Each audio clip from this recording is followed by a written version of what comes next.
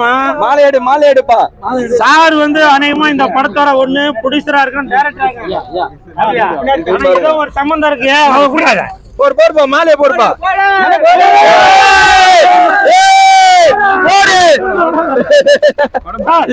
நல்லா இருந்துச்சு. டைரக்டர் வந்திருக்காரா? அப்படிங்களா? Super super. படத்தோட டைரக்டர் யாருன்னு தெரியல, மீரா மகதி அப்படின்னு வந்திருக்காங்களா? கொஞ்சம் கூடுங்களா. யார் வந்திருக்காரா? யார்? நீங்களா? கோடு போட சொல்லுங்க. அதாவது இப்ப உள்ள ஜெனரேஷனுக்கு ஏத்த மாதிரி எல்லாமே செல்போன் ஆகி போச்சு இல்லையா? அதுல லெப்ட் ரைட் எங்க அந்த பொம்மை இந்த லெப்ட் ரைட்ட வச்சுதான் படமே போயிட்டு இருக்கு. ஆமா, நல்ல படம், நல்ல அருமையா இருக்கு. முக்கியமா இவங்க தங்கச்சி, அந்த பொண்ணு பேர் என்னவா? இவங்க தங்கச்சி அந்த யாசிகா தங்கச்சி வந்து இதுல ஒரு சாங் ஒண்ணு, படம் ஃபுல்லா வராங்க, ஒரு சாங், ஒரு ஐட்டம் சாங் ஒண்ணு, இந்த பசங்க எல்லாம் தியேட்டர்ல இருந்து ஆடுற மாதிரி இருக்கு. ஆமா, அது மட்டும் இல்ல, என் தலைவன் மன்சூர் அலிகான் அவர்கள் இந்த படத்துல அவர் வந்தவன்னா சும்மா என்ட்ரி தியேட்டர்ல சும்மா கிளாப்ஸ் பறக்குது. படத்தை பாருங்க, என்ஜாய் பண்ணுங்க. அந்த பொண்ணு பேர் தெரியலையாப்பா. காரணம் என்னன்னா, நான் இப்ப கொஞ்ச நாளா பெண்களே பாக்குறது இல்லப்பா. படம் பார்க்கும்போது பெண்கள் வந்து கண்ணு ஏன்னு கேளுங்க, பெண்கள் நாட்டின் கண்கள்.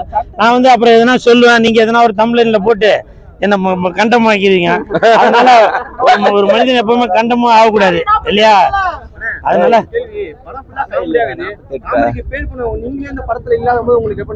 மன வருத்தம் தான் இது. வந்து இல்ல, உங்களை மாதிரி பிரஸ் மீடியா பீப்புள் தான் இதை நீங்க வந்து வெளியில கொண்டு வரணும். ஏன்னு கேளுங்களேன், இன்னைக்கு கூல் சுரேஷுக்கு வந்து இவ்வளோ ஒரு மாசு கெத்து இருந்தாலும் அந்த டைரக்டர் ப்ரொடியூசர் தான் இதை வந்து யோசிக்கணும்.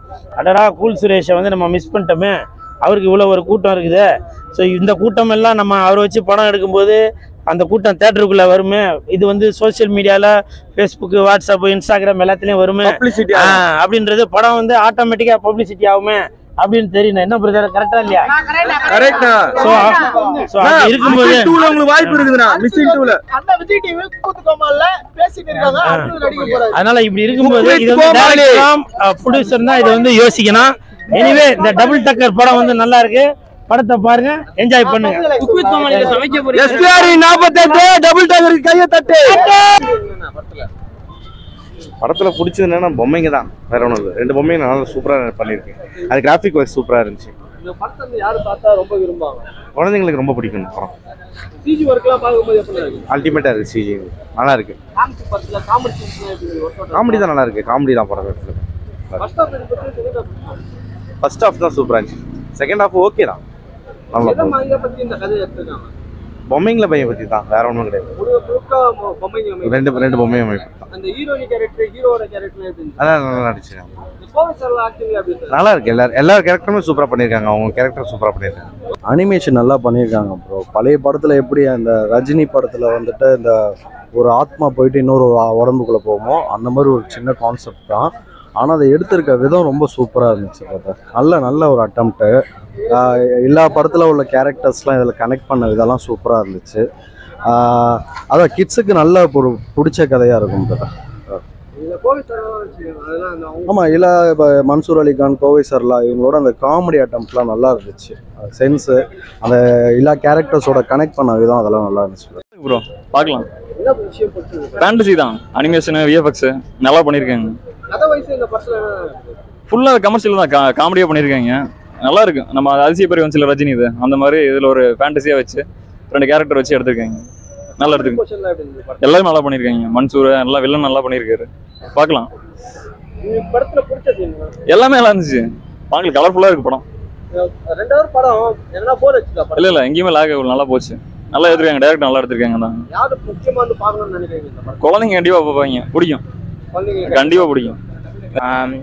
அதில் அந்த இதெல்லாம் வரும் ப்ரோ, இந்த ஹல்க்லாம் வரும்போது நல்லா சூப்பராக போச்சு. படத்துல ஃபுல்லா காமெடி தான் இருக்கா? ஆமாம் ப்ரோ. செகண்ட் ஹாஃப்ல வந்து இன்னும் சூப்பராக போச்சு ப்ரோ காமெடி.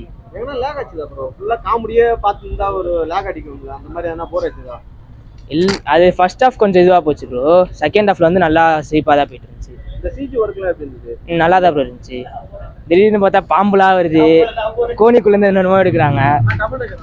அதான் இவன் பாத்துருக்கான். இந்த கோவை சார் ஆக்டிங்ல எப்படி நல்லா தான் ப்ரோ இருக்கு. வேற யாரோட ஆக்டிங் பெஸ்டா இருந்துச்சு படத்துல? மன்சூர் அலிகான் ப்ரோ. மன்சூர் அலிகான் என்னென்ன பண்ணாரு படத்துல? அவர் வாய்ஸை நிறைய பேர் மிமிக்ரி பண்றாங்க, அது இன்னும் சிரிப்பா தான் வந்துச்சு. கிட்ஸ் பார்க்கலாம் ப்ரோ, குட்டி பசங்க ஜாலியா வந்து பார்க்கலாம். செகண்ட் ஹாஃப் இன்னும் பிடிக்கும் குட்டி பசங்க. இவர் இன்னும் நல்லா அவ்வளவுதான் ப்ரோ, நல்லா இருந்துச்சு. வா நில்லு, எங்க போற? இவனை தான் பார்த்தேன், என் கூட நாங்க தான் ஒன்னா பார்த்தோம். நல்லா இருந்துச்சு, நல்லா இருந்துச்சு. காமெடில எப்படி ப்ரோ? காமெடி செகண்ட் ஹாஃப் தான் ப்ரோ, ஃபர்ஸ்ட் ஹாஃப்ல அவ்வளோ இல்லை, செகண்ட் ஹாஃப் நல்லா இருக்கும். காமெடி எங்க லாக் ஆச்சுதா உங்களுக்கு? படம் ஃபர்ஸ்ட் ஹாஃப் படம் ஃபுல்லாவே லாக் தான் ப்ரோ. ஆனா நீங்க பார்க்கலாம், லாஜிக் இல்லாம பார்த்தா பார்க்கலாம். ஆனா படம் ஃபுல்லா லாக் தான். சாலார் படம் எப்படி லாஜிக்கோட பார்த்தா பிடிக்குமா, அந்த மாதிரி தான். லாஜிக் இல்லாம பாருங்க, அவ்வளவுதான்.